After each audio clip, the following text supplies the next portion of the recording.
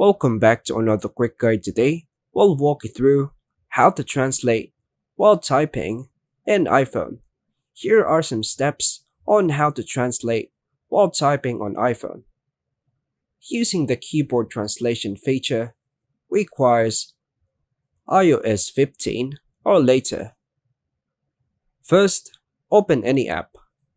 Open Messages, Notes, Mail, or any app where you can type text.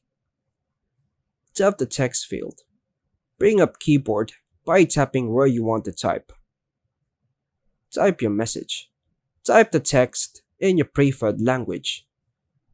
Select the text. Tap and hold the typed text, then drag to highlight it. Tap Translate. At the pop-up menu that appears, scroll to C, and then tap Translate. View the translation. A translation window will appear showing the translated version. Copy or replace text. You can tap Copy Translation or replace with translation directly into your text field. Change languages.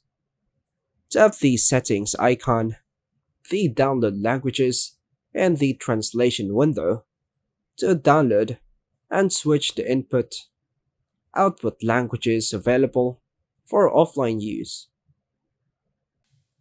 And that's all for now, folks. Thanks for watching.